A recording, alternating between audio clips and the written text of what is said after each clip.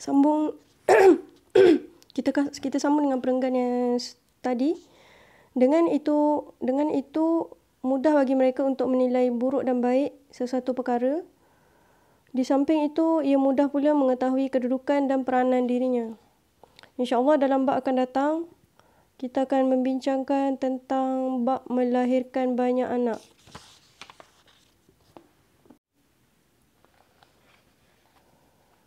Berjumpa lagi.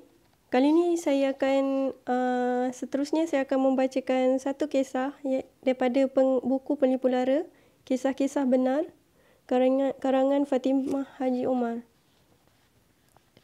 Dalam cerita kali ini berkisah tentang seorang tokoh, yakni Ka'ab bin Malik. Dia pada mulanya dia bukanlah tokoh, tetapi akhirnya Ka'ab bin Malik ni dan taubatnya. Bagaimanakah ceritanya? Marilah kita sama-sama dengarkan, insya-Allah. Ka'ab bin Malik, ceritanya berbunyi begini. Ka'ab bin Malik radhiyallahu anhu bercerita tentang tertinggalnya dia di dalam menyertai perang Tabuk. Belum pernah saya tertinggal dari Rasulullah SAW dalam satu peperangan melainkan dalam perang Tabuk. Saya memang tidak turut dalam perang Badar, tetapi tidak disalahkan kerana Rasulullah SAW keluar hanya untuk menghalang Khalifah Quraisy daripada tiba-tiba menghadang Khalifah Quraisy. Tiba-tiba Allah menghadapkan mereka kepada lawan yang tidak terduga sebelumnya.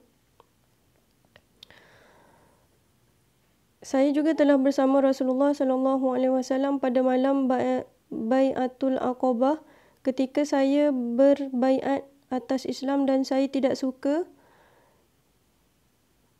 andaikan kejadian Lailatul Aqabah itu ditukar dengan perang Badar, meskipun perang Badar itu lebih dikenal oleh orang. Adapun cerita mengenai saya tidak ikut perang Tabuk itu, saya belum pernah merasa kuat dan lebih longgar sebagaimana keadaan saya ketika tertinggal dalam perang Tabuk. Demi Allah, saya belum pernah menyiapkan dua kenderaan melainkan untuk peperangan ini, dan biasanya Rasulullah SAW merahsiakan tujuan sebenar untuk berperang dengan berpura-pura keluar untuk tujuan lain, tetapi tidak dalam perang ini, oleh kerana Rasulullah SAW akan melakukannya dalam musim kemarau dan akan menghadapi perjalanan yang jauh. Di samping musuh yang dihadapi jauh lebih besar dan lebih kuat, maka beliau menjelaskan kepada kaum muslimin supaya bersiap sedia dan sungguh-sungguh, dan memberitahu kepada mereka tujuan yang sebenar. Kalau kaum muslimin ketika itu cukup ramai dan tidak tercatat nama mereka di dalam buku, sehingga kalau seorang tidak ikut dalam peperangan ini, mungkin ia merasakan tidak akan diketahui oleh Rasulullah SAW selagi tidak mendapat wahyu daripada Allah Subhanahu Wa Taala. Rasulullah SAW keluar ke medan perang Tabuk pada musim berbuahnya pohon-pohon. Saya merasa lebih bersemangat pada peperangan ini dan saya pun bersiap-siap, namun sesampai di rumah saya tidak berbuat apa-apa persiapan. Saya berkata dalam hati, saya dapat mengerjakannya di lain waktu. Saya hayal dalam keadaan demikian sehingga pagi. Rasulullah SAW dan kaum muslimin sudah bersiap-siap untuk berangkat. Saya pulang untuk bersiap-siap, namun saya tidak berbuat apa-apa. Maka berangkatlah Rasulullah dan kaum muslimin tanpa saya sempat mengikutinya. Saya masih dapat mengejar mereka, tetapi tidak ditakdirkan oleh Allah Subhanahu Wa Taala yang demikian itu. Lalu sesudah itu saya merasa sedih kerana tidak mendapat teman kecuali orang-orang munafik dan orang-orang yang telah dimanfaatkan oleh Allah, seperti orang tua dan orang-orang miskin yang tidak dapat ikut serta bersama Rasulullah dalam peperangan ini. Rasulullah SAW tidak menyebut-nyebut nama saya sehingga sampai di Tabuk. Ketika itu beliau sedang duduk di tengah kaum muslimin. Beliau bertanya, apakah kerja Ka'ab bin Malik?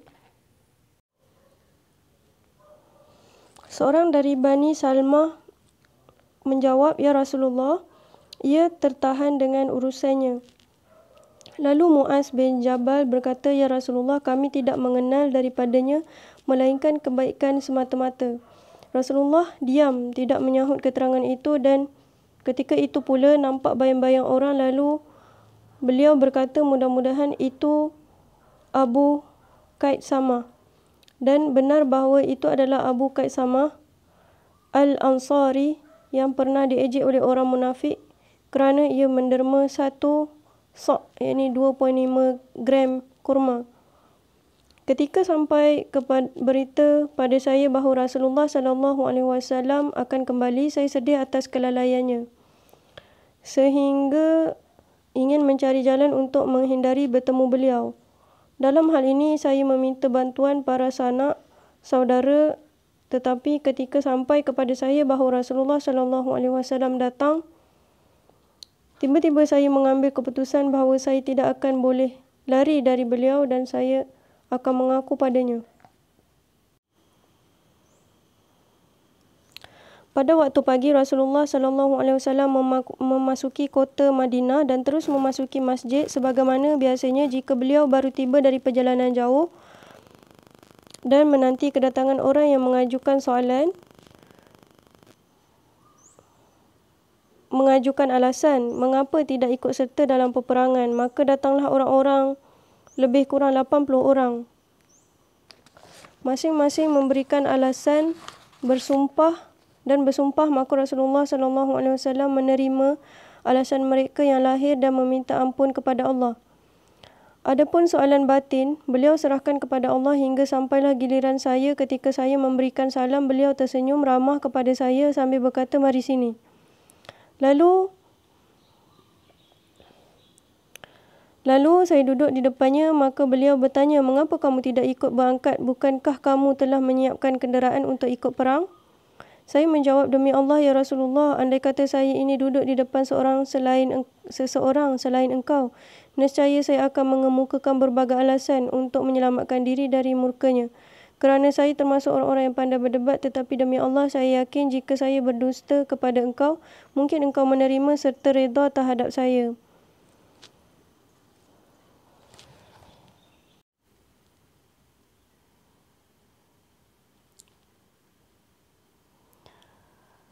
Tetapi Allah akan murka terhadap saya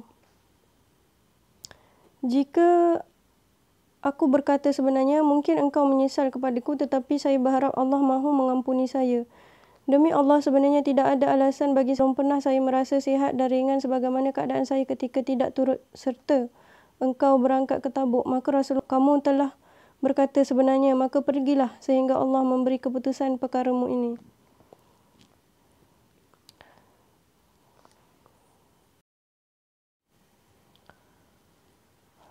Ketika saya bangun diikuti oleh beberapa orang dari Bani Salamah sambil berkata, demi Allah,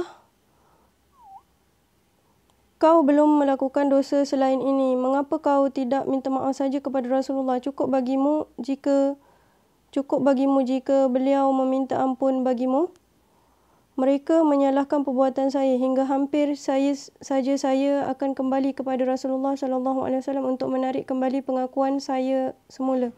Lalu saya bertanya kepada mereka, adakah orang yang menerima keputusan sebagaimana saya? Mereka menjawab, ada, iaitu Murarah binti Rabi'ah Al-Amri dan Hilal bin Umayyah Al-Waqifi. Maka ketika mereka menyebut nama dua orang yang soleh yang telah ikut serta dalam perang Badar, maka saya merasa tenang sebab ada dua orang yang dijadikan teladan dan akhirnya saya tidak jadi menarik pengakuan saya.